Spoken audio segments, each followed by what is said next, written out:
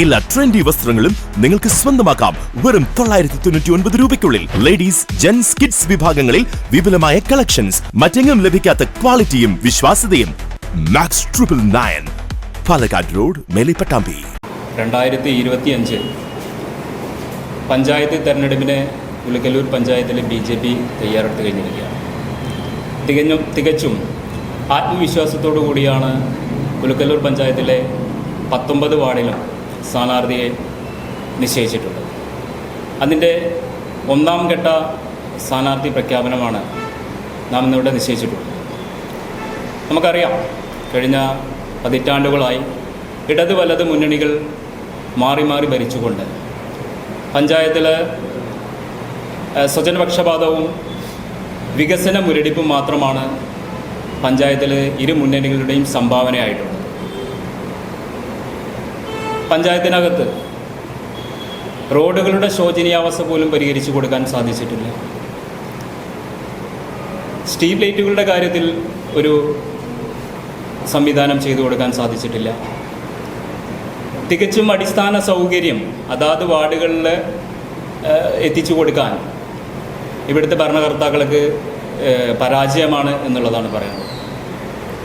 ഇടത് വലത് മുന്നണികൾ മാറി മാറി ഭരിച്ചുകൊണ്ട് വികസനം മുരടിപ്പല്ലാതെ യാതൊരു വികസന കാഴ്ചപ്പാടോടുകൂടിയുള്ള ഒരു സർക്കാരുകളല്ല ഈ കാലഘട്ടങ്ങളിലെല്ലാം തന്നെ ഉലക്കല്ലൂർ പഞ്ചായത്തിൽ ഭരണം കൈയാളിയിട്ടുണ്ട്. പല പദ്ധതികളും കേന്ദ്ര ഗവൺമെൻറ്റിൻ്റെ പദ്ധതികളായിട്ടുള്ള അർഹതപ്പെട്ടവന് കിട്ടേണ്ട ആനുകൂല്യങ്ങൾ അനർഹർക്കായി എത്തിച്ചു കൊടുക്കുന്ന ഒരു സംവിധാനമാണ് കഴിഞ്ഞ പഞ്ചായത്ത് കമ്മിറ്റിയിലുണ്ടായിട്ടുള്ളത്, പഞ്ചായത്ത് ഭരണത്തിലുണ്ടായിട്ടുള്ളത്.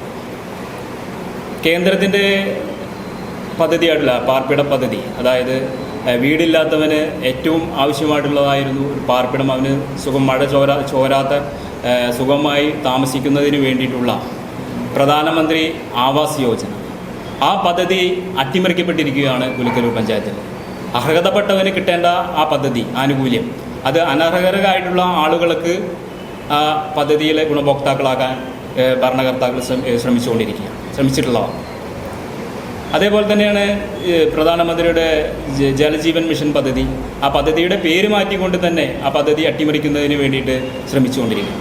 അങ്ങനെ കേന്ദ്ര പദ്ധതികളെല്ലാം തന്നെ അട്ടിമറിച്ചുകൊണ്ടിരിക്കുന്ന ഒരു സാഹചര്യത്തിലൂടെയാണ് ഉലക്കല്ലൂർ പഞ്ചായത്തിലെ ഭരണകർത്താക്കൾ മാറി മാറി ഭരിക്കുന്ന ഭരണകർത്താക്കൾ പോയിക്കൊണ്ടിരിക്കുന്നത്. വരുന്ന പഞ്ചായത്ത് തെരഞ്ഞെടുപ്പിൽ ഭാരതീയ ജനതാ പാർട്ടി തികച്ചും ആത്മവിശ്വാസത്തോടു കൂടിയിട്ടാണ് ഈ തെരഞ്ഞെടുപ്പിനെ നേരിടാൻ വേണ്ടി പോകുന്നത്.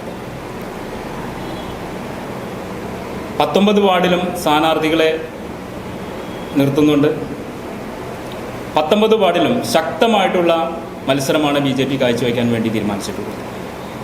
ആ സ്ഥാനാർത്ഥി പ്രഖ്യാപനം ഒന്നാം ഘട്ടം ആണ് നാം ഇന്നിവിടെ പ്രഖ്യാപിക്കുന്നത്. വാർഡ് 1 നിന്ന് രാജീവ് CV, 4 നിന്ന് ശ്രീജിത്ത് KK, 6 വാർഡിൽ നിന്ന് അജയൻ, 7 വാർഡിൽ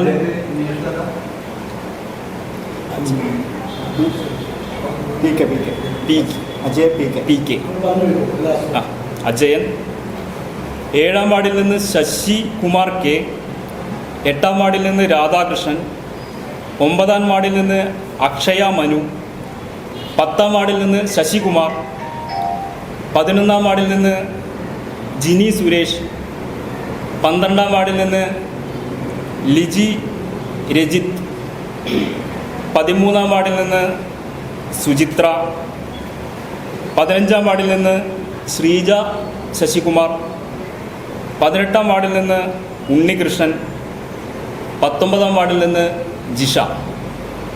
ഒന്നാം ഘട്ടം ഇത്രയും വാർഡുകളിലെ സ്ഥാനാർത്ഥികളെയാണ് നമ്മുടെ പ്രഖ്യാപിക്കുന്നത്.